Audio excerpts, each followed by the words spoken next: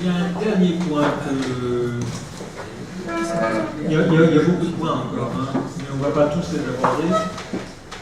Je voudrais que Hubert nous dise un mot sur l'accréditation.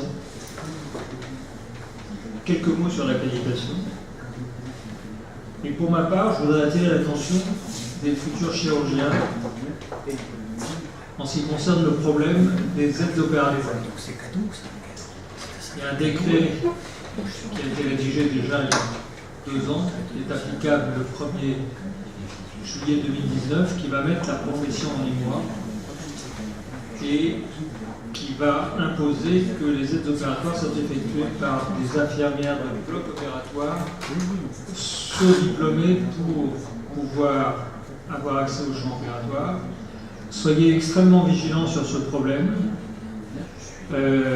Écoutez ce que le syndicat va organiser pour essayer de reculer encore l'échéance de ce décret, car un des talons d'Achille de la profession chirurgicale actuellement, c'est l'aide opératoire. Donc on va vous dire un mot sur l'accréditation aussi et sur peut-être un peu sur le DPC. Oui, c'est-à-dire que, bon, d'abord, l'accréditation, qu'est-ce que c'est? C'est une démarche qui est initiée par le médecin, et ça a été créé il y a 10 ans pour payer, pour que les caisses primaires d'assurance maladie paient une part des charges d'assurance professionnelle. Donc, ça dépend des spécialités, ça dépend des secteurs, etc. Elle peut aller jusqu'à 65% de la prime. Alors l'accréditation, elle est réservée aux spécialités à risque, donc toutes les spécialités chirurgicales, et elle s'occupe donc de gestion des risques. Il faut rentrer dans un programme où on va faire un certain nombre de démarches pour évaluer sa pratique, appliquer un certain nombre de recommandations de la spécialité et suivre un certain nombre de formations. Le grand intérêt, outre l'intérêt financier de l'accréditation, qui à mon avis n'est pas l'essentiel, c'est un intérêt de compagnonnage, parce que c'est l'occasion de rencontrer les collègues, soit dans le cadre des congrès lors de sessions DPC, soit lors de simples sessions DPC organisées expressément, et de pouvoir échanger sur son activité professionnelle. Alors là, nous ne parlons pas d'activité scientifique, nous parlons de problèmes professionnels, de gestion des risques assurantiels, des choses comme ça, et ça permet sûrement de rentrer chez soi plus sereinement, d'améliorer la prise en charge des patients finalement. Et alors après, il y a des organismes d'accréditation selon les spécialités qui sont plus ou moins actifs. Je sais que les orthopédistes, les viscéraux, les gynéco-obstétriciens ont des organismes qui sont assez actifs. Et un certain nombre organisent ce qu'on appelle des sessions de formation continue, les DPC, qui sont également qui sont devenues une obligation professionnelle, parce que vous savez que maintenant le Conseil de l'Ordre va recertifier les médecins régulièrement. Ça sera une obligation. Ça n'est pas encore mis en place, mais ça va venir. Et ces sessions de DPC, ce sont simplement des sessions de formation faites en dehors de tout élément financier, c'est-à-dire qu'il n'y a pas de sponsoring, tout ça a été très indépendant financièrement. Voilà ce qu'on peut dire. C'est une nouvelle facette du paysage.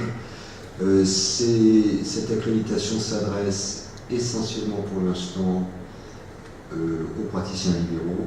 On peut regretter que les praticiens publics, car finalement ils ont les mêmes problématiques dans leur activité, ne soient pas concernés, ne soient pas sensibilisés.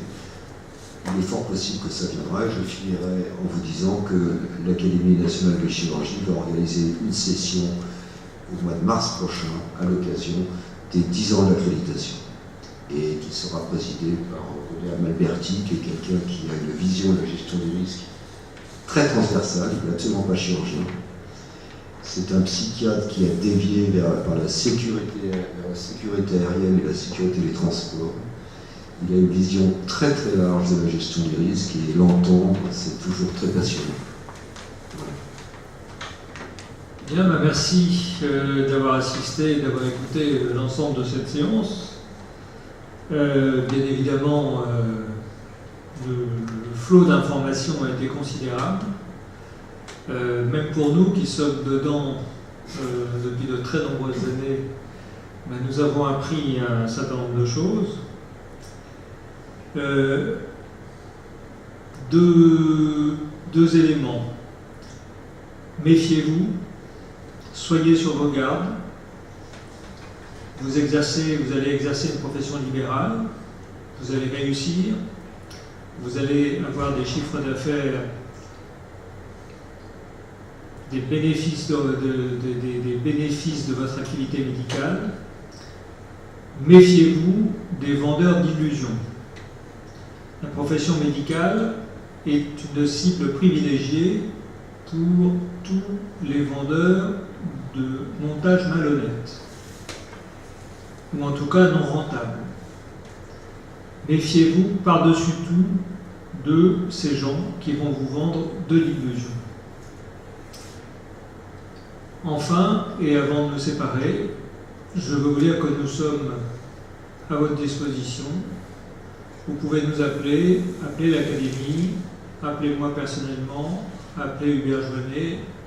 Nous sommes toujours à votre disposition pour organiser de petits séminaires en petits groupes, quel que soit l'endroit, même de façon ludique s'il le faut. On ne fera pas des séances aussi longues que celle-là, mais pour ceux qui vont mettre le pied dans ce bain de la vraie vie professionnelle, ce sera peut-être utile, donc n'hésitez pas à nous appeler.